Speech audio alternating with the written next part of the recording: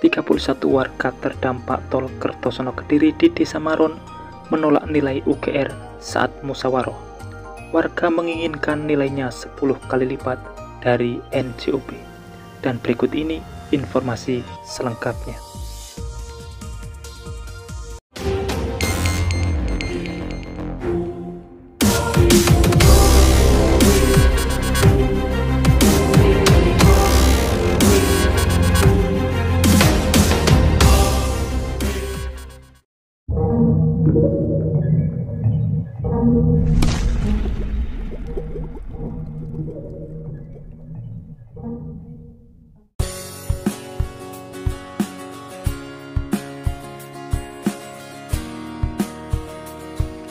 Seperti biasa, sebelum berlanjut ke pembahasan, dukung selalu channel ini supaya terus berkembang dan bisa menyajikan informasi di setiap harinya. Tentunya dengan subscribe dan nyalakan loncengnya, sehingga Bapak Ibu semuanya akan terkoneksi jika ada kabar terbaru yang saya bagikan. Dan saya ucapkan terima kasih yang sudah mengikuti channel ini hingga saat ini. Sejumlah warga pemilik lahan terdampak tol Kertosono Kediri di wilayah Desa Maron, Kecamatan Banyakan, Kabupaten Kediri, memprotes nilai appraisal ganti rugi proyek jalan tol Kertosono Kediri yang besarannya dianggap tidak sesuai dengan undangan awal musyawarah lebih dulu. Langsung dipatok harga dan jauh dari nilai pasar. Mengenai hal tersebut, panitia pelaksana pengadaan tanah mengadakan musyawarah kedua penetapan bentuk ganti kerugian bertempat di Balai Desa Maron, Kecamatan Banyakan, dengan mengundang 31 warga pemilik lahan yang belum setuju pada Rabu 31 Mei 2023 lalu.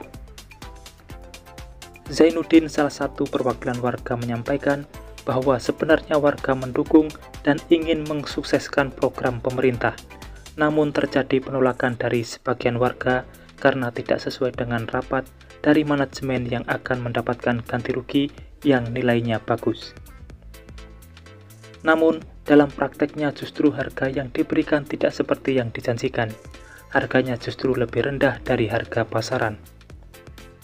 Zainuddin menjelaskan, kalau nanti dibeli dengan nilai yang tidak sebanding, untuk pindah maka uang yang diterima belum cukup untuk membeli tempat yang baru. Bahkan untuk usaha lagi di tempat lain, belum tentu langsung bisa jalan karena merintis usaha tidak segampang membalikkan tangan. Untuk itu, komitmen yang akan diperjuangkan adalah menuntut hak warga terdampak. Jangankan hanya separuh, semuanya dibeli, warga akan rela jika harganya sesuai dan tidak merugikan. Diketahui dari 31 undangan, sebanyak 30 pemilik lahan masih belum berkenan menandatangani perjanjian. 10 diantaranya tidak setuju adalah warga yang tanahnya berada di jalan khusus provinsi. Jangan sampai nilai tanah dan nilai bangunan usaha yang berada di jalur provinsi selisihnya hanya sedikit dibandingkan dengan yang ada di jalan desa. Diketahui untuk saat ini harga lahan di pinggir jalan provinsi sebesar 3,5 juta per meter perseginya. Warga meminta tidak muluk-muluk, 10 kali nilai NJOP warga sudah terima dan sukarela untuk keluar dari lokasi. Karena hitungan warga dari harga yang tertera di lokasi dibagi luasan tanahnya hanya ketemu 3 kali lipat dari NJOP saat ini dan ditambah 200.000 per meternya. Sementara itu, Ketua Pelaksana Pengadaan Tanah Eko Priangkodo menyampaikan kemungkinan masalah ini dikarenakan adanya human error, seperti ada beberapa aset yang belum masuk dalam data ganti rugi. Maka pihaknya akan melakukan perbaikan data dan melakukan musyawarah lanjutan. Ini baru musyawarah kedua karena masih ada 31 pemilik bidang yang belum setuju. Waktu hanya 30 hari dimulai sejak musyawarah pertama di tanggal 24 Mei. Jika musyawarah kedua masih belum ada kesepakatan lagi atau masih pikir-pikir, akan diadakan musyawarah ketiga, tentunya dengan perbaikan nilai. Dari pihak panitia tidak dapat intervensi terkait penetapan harga, karena tim appraisal lah yang menentukan harga tersebut.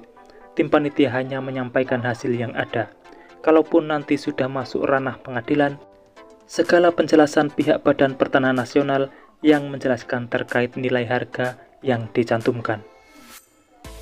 Kalau kesempatan ini tidak dilakukan oleh pihak yang tidak setuju setelah melewati 15 hari, maka opsi terakhir akan menitipkan uang ganti kerugian kepada pengadilan. Dan jika sudah di pengadilan, maka semuanya dianggap sudah setuju, berapapun itu harganya. Karena saat musyawarah sudah dijelaskan kenapa harganya seperti itu. Menanggapi masalah seperti ini, saran saya hanyalah coba ikuti lagi musyawarah yang ketiga. Mungkin akan ada perubahan nilai, tapi seandainya perubahan itu masih tidak sesuai dengan apa yang warga terdampak harapkan, keputusan kembali kepada warga masing-masing. Mau menerima apa masih mau menolak. Karena seperti yang dijelaskan tadi, jika sudah masuk ke ranah pengadilan, apalagi sudah dikonsiliasi, warga sudah tidak bisa bilang tidak. Semua sudah dianggap setuju. Lebih baik terima saja, karena seandainya harga masih belum sesuai dengan yang kita harapkan, uang sudah kita pegang dan kita masih bisa membawa pindah apapun yang ada di rumah kita. Seperti pintu, jendela, genting, dan rangka kayunya, semua masih bisa dibawa pindah. Jangan sampai seperti kasus di Klaten, warga belum menerima uang UKR-nya karena uang sudah dititipkan ke pengadilan, akan tetapi rumah sudah dieksekusi dengan alat berat, sehingga tidak ada barang yang bisa diselamatkan untuk digunakan kembali. Ini hanya sekedar saran saja, keputusan semua balik pada warga terdampak, mau menerima atau menolaknya. Di sini saya hanya mengingatkan daripada kita belum siap pindah, akan tetapi rumah sudah dirobohkan dengan alat berat. Lebih baik rumah kita robohkan sendiri dan ambil barang-barang yang masih bisa digunakan untuk pindah ke lokasi lain. Mungkin itu saja informasi kali ini, semoga saja bisa diambil manfaatnya. Kurang lebihnya saya mohon maaf dan terima kasih telah menonton. Saya pamit undur diri dan wassalamualaikum warahmatullahi wabarakatuh. Sampai bertemu di kabar menarik selanjutnya.